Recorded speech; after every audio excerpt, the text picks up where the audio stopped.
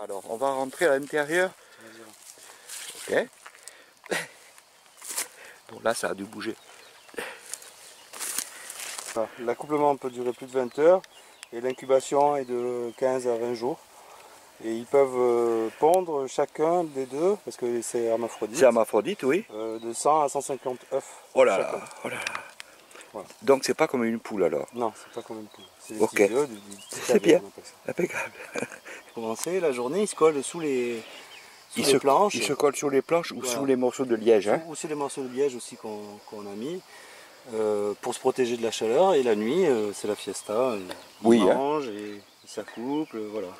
Ah oui, d'accord. C'est des animaux qui vivent la nuit. Alors pour le liège, on n'a pas de problème en Corse. Hein. Non, pour le liège, c'est bon.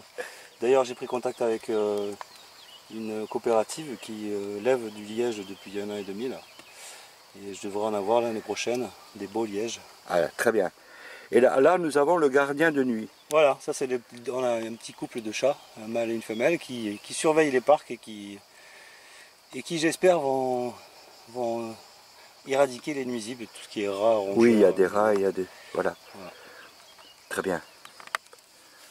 Donc là, on peut voir que le liège garde une humidité constante. Et oui, c'est un isolant extraordinaire. Voilà. Isolant, ça ne pourrit pas. Et puis c'est local, donc du coup, c'est très bien. Donc celui-là, il est à un stade adulte. Alors, attends, je m'approche. Celui-là, oui. il est à un stade adulte. Alors, c'est toujours... Bon, il faut expliquer, parce que la dernière fois, on l'a dit, mais... Ça, c'est un gros gris. Mais non, ça n'a rien à voir avec le Bourgogne. Non, ça n'a rien à voir. Le Bourgogne ne s'élève pas, il est protégé en France. Il est protégé, oui. Donc là, c'est un gros gris. Voilà, depuis les années 80, l'élevage d'escargots a été créé. Et donc, ils ont trouvé cette espèce qui était plus facile à élever. Oui. Parce que l'escargot de Bourgogne est solitaire. Il n'aime pas la promiscuité des autres individus. Ah d'accord. Et celui-ci, c'est le gros gris, donc originaire de la Méditerranée, et qui a le même calibre quasiment que l'Helix pomatia, donc le Bourgogne. Oui. Là, tu as donné le nom latin, hein. Comment tu as dit? Helix pomatia. Helix pomatia, c'est l'escargot de Bourgogne qu'on appelle. Parfait. Qui est là depuis 40 ans, vient de Pologne et de Roumanie. Oui. Voilà. Donc celui-là, c'est l'Helix aspersa maxima. Oui. Et j'ai mangé tes escargots, ils sont extraordinaires, ils sont excellents. Donc là, on a les deux variétés. Là, on a l'Helix aspersa Müller, c'est le petit gris. Oui. Et son frère, qui est l'Helix aspersa maxima. Donc on peut voir, il est... Oui, on voit bien la différence. Hein. Il fait 2 fois plus le volume. Oui, très bien. Et ils vivent ensemble, hein, Oui, ils cohabitent. Bon, là, c'est un mélange qu'il y a, mais ils peuvent cohabiter.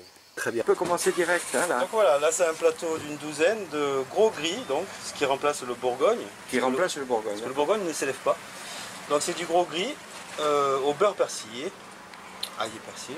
Donc c'est des produits exclusivement frais, ici, que l'on voit, qu'on conserve à 4 degrés, et on peut les passer au micro-ondes, la barquette passe au micro-ondes. La barquette passe au micro-ondes, mais j'ai pas compris, les Bourgognes ne s'élèvent pas? Non, alors les escargots de Bourgogne, depuis bien avant les années 80, ne sont plus ramassés en France, ils sont protégés, strictement protégés, interdits de ramassage. C'est bon à savoir, parce qu'il y a les écolos qui veillent. Là. Voilà, donc tous les escargots que vous retrouvez dans le commerce, chez les industriels, c'est que des escargots importés de Pologne, de Roumanie. Quelle horreur!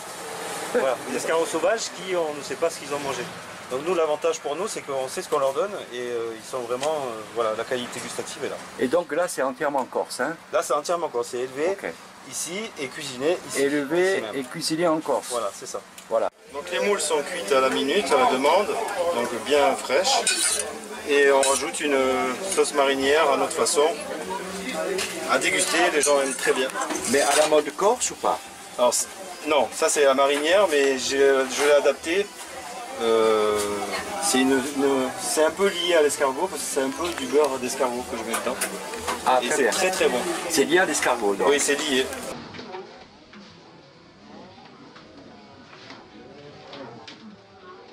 Ça c'est des escargots petits gris à la mode corse.